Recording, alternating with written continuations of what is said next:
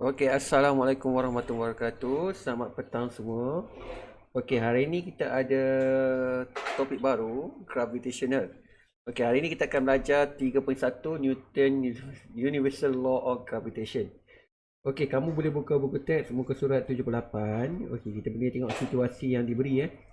Okey, kalau kita tengok gambar di sini, ada seorang budak, dia tanya pada ayah dia, kenapa durian jatuh di tanah? Okey, lepas tu anak perempuan dia tu nak tanya, okey, kenapa bulan berputar? Okey, sekeliling bumi. Okey, lepas tu ayah dia jawab, ayah tak jawab directly, ayah dia kata, anak-anakku ini berfikir macam Isaac Newton. Okey, so apa itu? Apa sebenarnya yang dia fikirkan? Okey.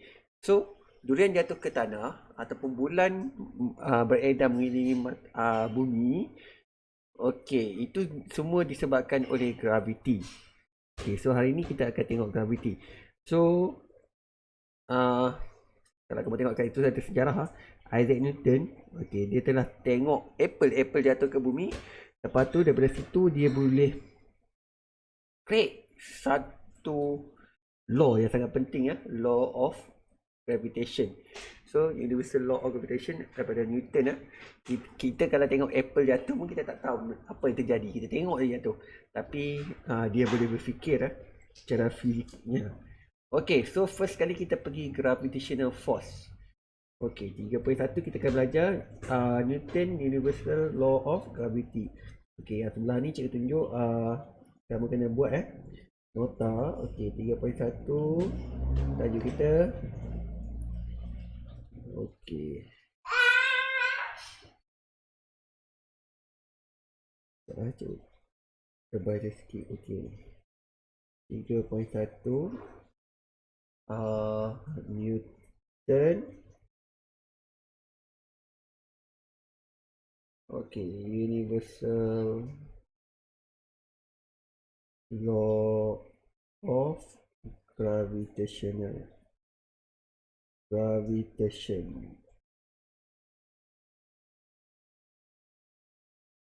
Mana warna putih?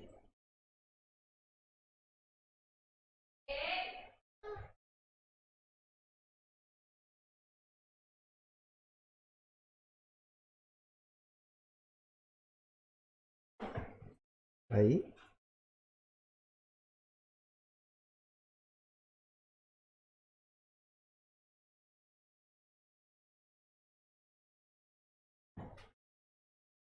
Okey, warna putih tiba-tiba hilang.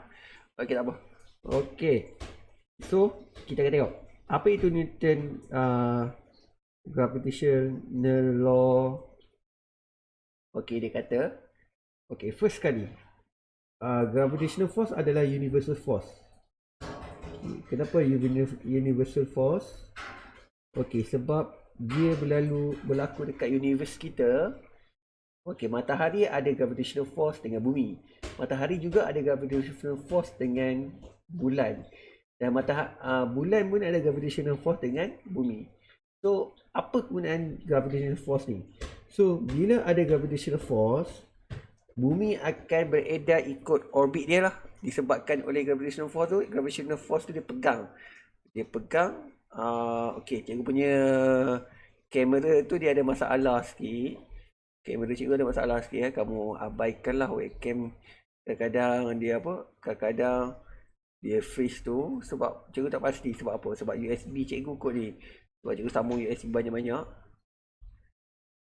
Okey, so dia masalah sikit.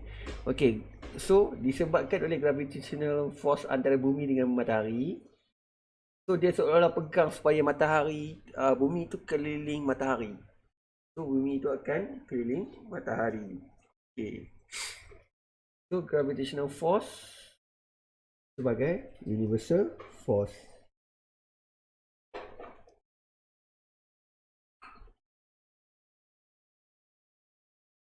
Okay, sebab dekat universe ni semua ada gravitational force. So dia akan pegang salah satu sama lain. Okay, so kalau kamu tengok dekat sini. Okay, so kalau ada dua body, okay, dia akan ada dua body. Okay, body dengan body 2. Okay, body 1 and then second body. Okay, so kita ambil daripada center body tersebut. Center body tu sampailah center body yang kedua. Okay, jarak ni kita panggil R. Okay, jarak daripada center of the body ni kita labelkan sebagai R. Okay, R. Okay, so di antara dua-dua ni ada dua force yang saling tarik satu sama lain. Okay, dia pakai tarik satu sama lain. So daya tarikan ni adalah daya tarikan gravity. So daya yang tarik satu sama lain ni kita panggil gravitational force. Okay, so force ni adalah gravitational force. So ini adalah gravitational force.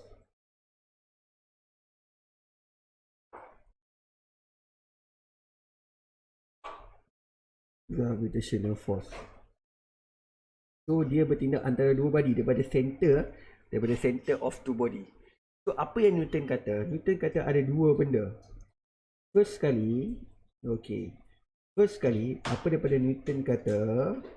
First sekali hubungan dia adalah gravitational force adalah berkadar langsung directly proportional with the product of the two body. Okay, and then gravitational force juga adalah inversely proportional to the inversely proportional to the square root of distance. Square of the distance between the center of the body. Okay, so daripada dua-dua ni apa kata jadi? Dia akan form formula gravity. So cikgu buat besar, cikgu buat kecil sikit. Okay, so first kali apa yang Newton kata? Dia kata gravitational force is directly proportional with the product of the two body. Dan yang kedua, gravitational force is inversely proportional to square of distance between the two body. And then daripada dua-dua ni kita akan dapat hubungan yang ni, M1 M2 over R square. Okay, R square. So daripada sini juga apabila kita buang dia punya tu, kita akan dapat dia ada directly proportional ni dengan product of mass of two body and inversely proportional to the square of the distance. So apabila kita buh sama dengan, kita kena buat constant. Constant dia adalah gravitational constant. Okay, nilai dia tetap. Kita akan dapat formula ini. Okay, kita akan dapat formula ini. Okay, so G adalah gravitational constant. So nilai dia, okay, nilai gravitational constant. Okay, kita dapat nilai G ni nilai dia 6.67 kali 10 kuasa negatif 11. Okay, unit dia Newton, meter kuasa 2, kg negatif 2. Okay, nilai G tetap Okay, mass 1 selalunya mass Earth, R tu selalunya radius of Earth, selalunya lah radius of Earth.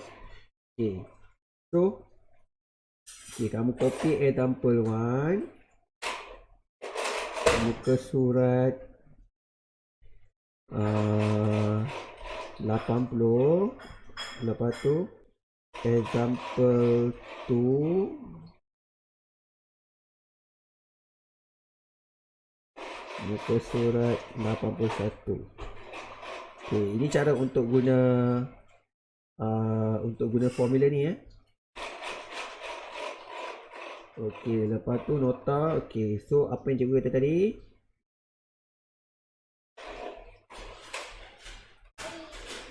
Okay, kamu tulis Newton Universal Law of Gravitation. Okay.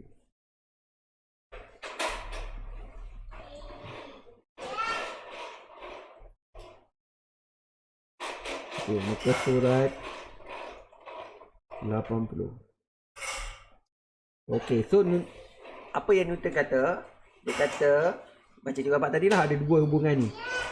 Newton universal law of gravitational state that the gravitational force between the two body is directly proportional to the product of the mass of both body and inversely proportional to the square of distance between the center of the body. Okay, penting dia macam center. Kalau kamu tengok cikgu lukis tadi kan, daripada center, sini daripada center objek satu ke objek dua, ataupun body satu ke body dua. Okay, ini body 2, ini body 1. Okay. Okay, kat sini tulis dia punya yang panjang-panjang tu. Cikgu tak tulis dah, ada kat situ. Okay. So, kamu boleh tengok example 1 and example 2 cara untuk kira. Okay, next kita pergi ke relationship. Ini ada solving problem. Okay, relationship. Okay, ni yang tunjuk tadi. Okay, relationship. Okay. Sekarang kita tengok hubungan antara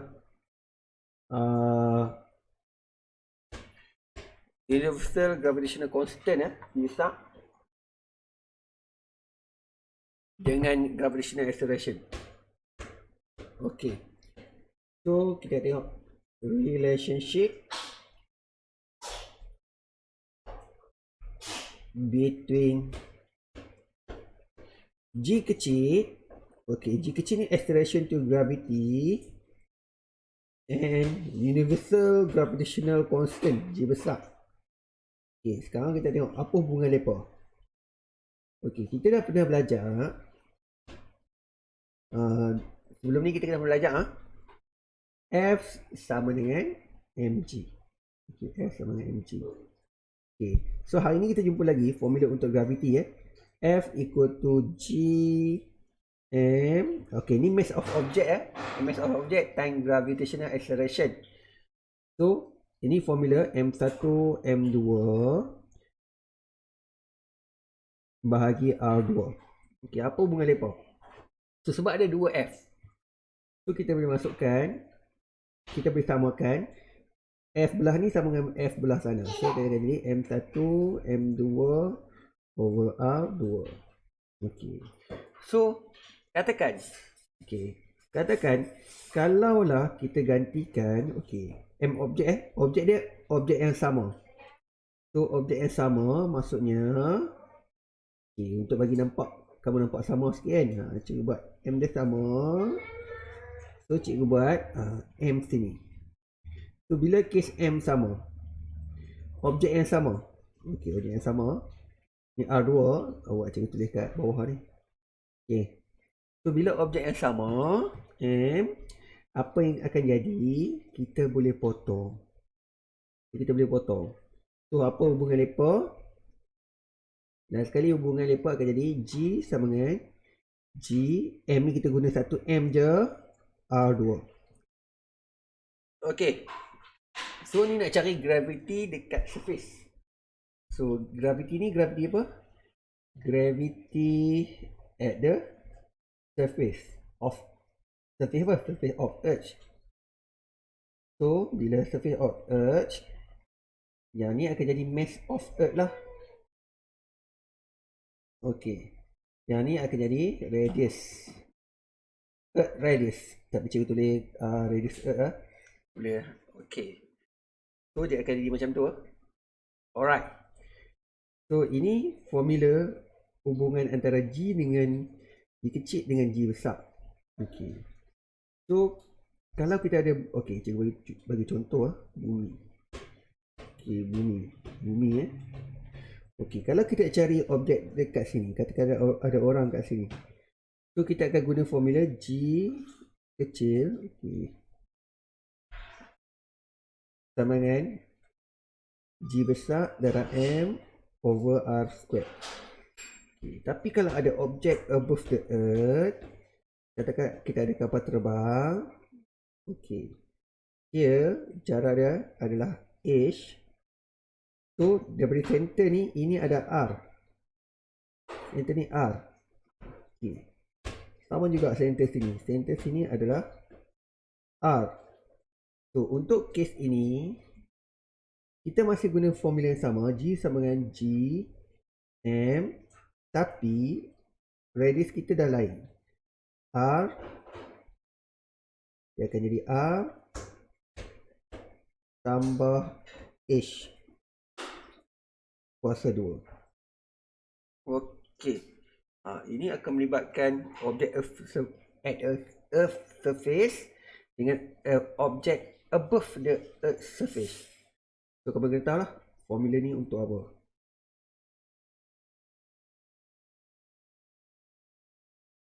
Okey, sekejap.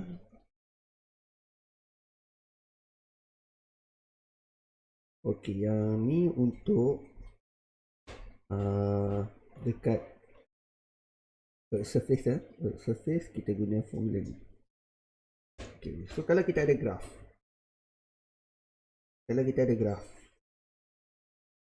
Ini nilai gravity. Ini radius. So graf kita akan directly proportional. Lepas tu dia akan turun inversely proportional. Okey, inversely proportional lah radius. Okey, graf ni ada kalau kamu tengok dekat muka surat sini. Okey. So, first kali dia akan directly proportional. Okey. Ya, cek dulu okey, cari sikit.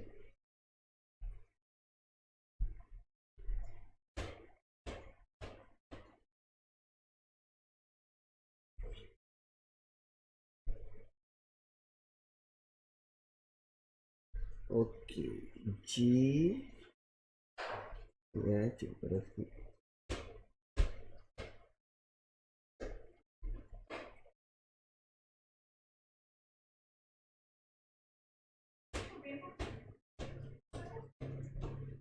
Okey, so R G. Okey. So here okey, sebelum ni nilai paling atas ni adalah nilai G, gravity.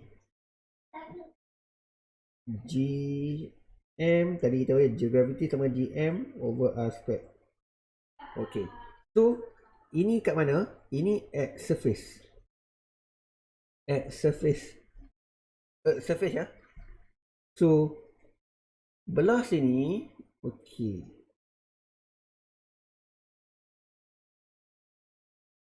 Belah ni adalah belah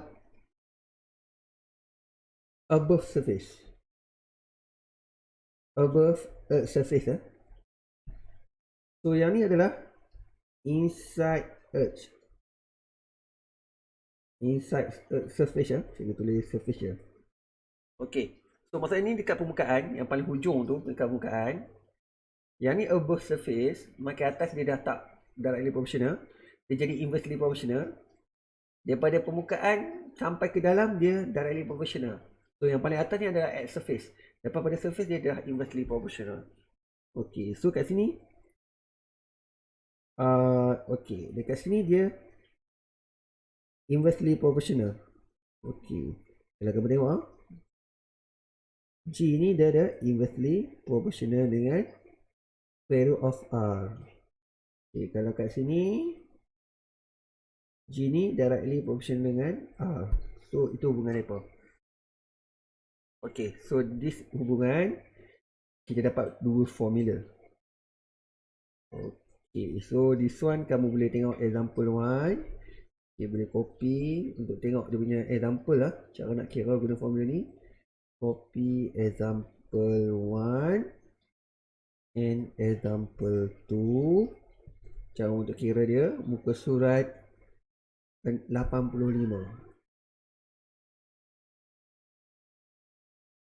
Okey, last kali kita akan tengok centripetal gravitation. Okey, last kali kita tengok centripetal gravitation and centripetal force dengan centripetal acceleration, sorry. Okey, last kali kita akan tengok dua benda.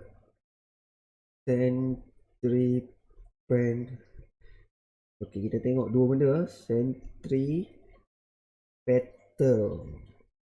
acceleration and centripetal force. Okey, cikgu akan terang dulu acceleration, lepas tu baru kita pergi force.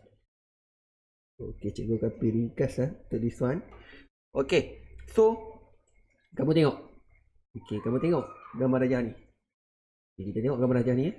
Okey, satellite dia akan keliling bumi. Okey, dia akan dalam orbit. Dia tak akan keluar daripada orbit. Okay. Disebabkan ada dua benda, iaitu ada centripetal force yang pegang dia. Centripetal force tu dia menuju ke arah bumi. Okey, dia menuju ke arah bumi ya. So dia pegang supaya dia tak lari. Okey. So bila objek in circular motion, first kali kamu kena tahu dia punya speed dia constant. Okay, speed dia constant, tapi dia punya acceleration tak constant. Dia punya speed constant, dia punya velocity tak constant disebabkan oleh direction change. Okay, so direction change Okay, so kamu tengok kat sini.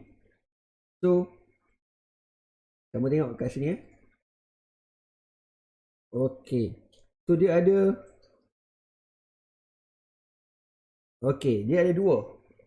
tiga situasi.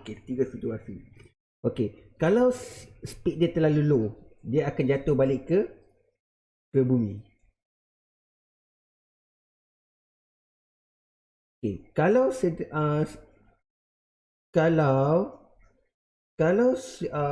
keadaan kedua, okey,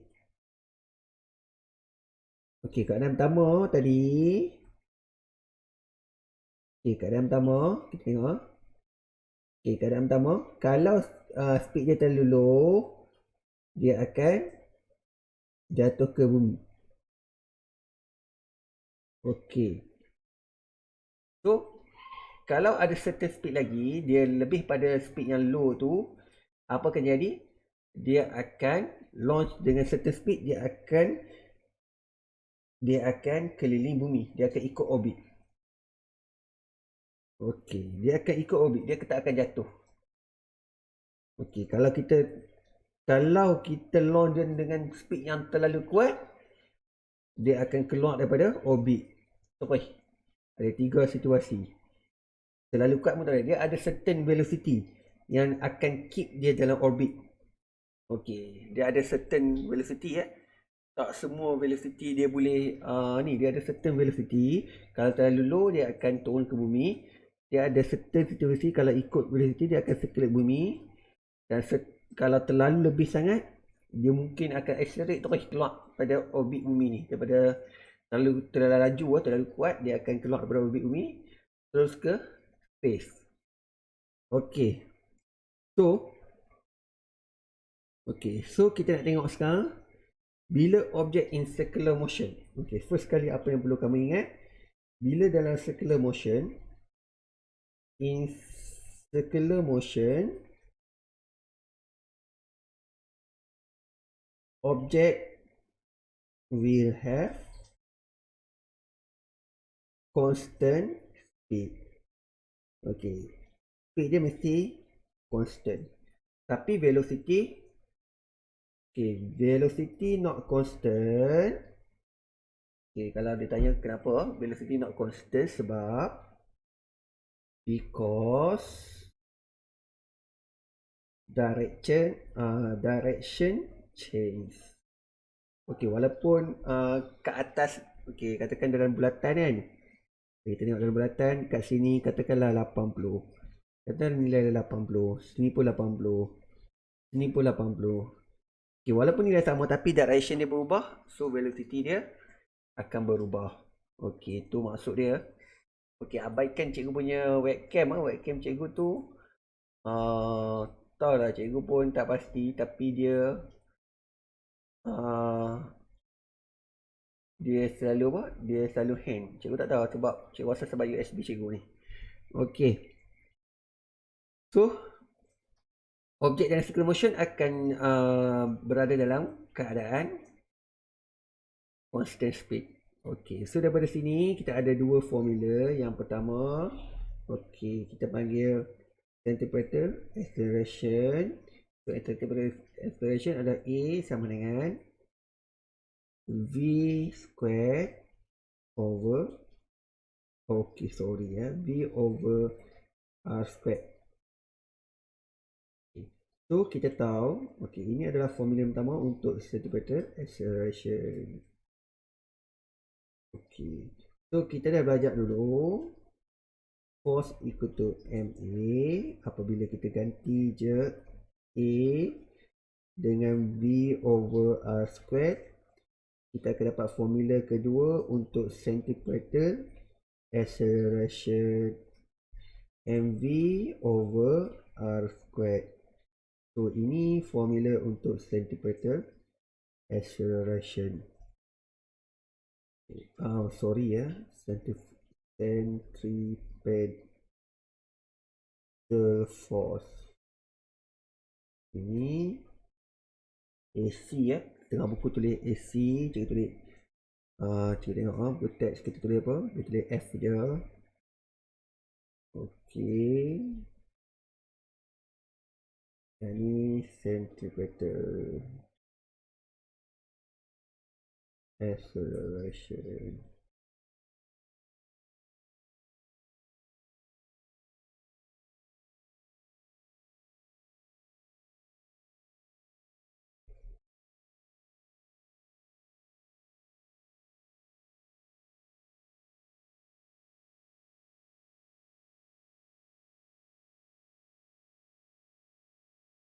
Okey.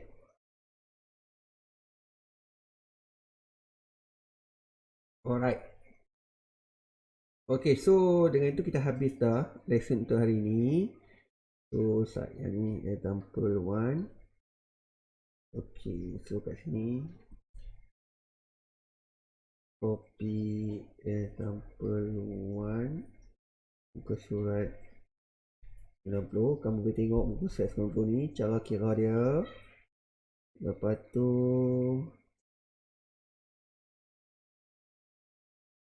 example 1 lagi muka surat 92.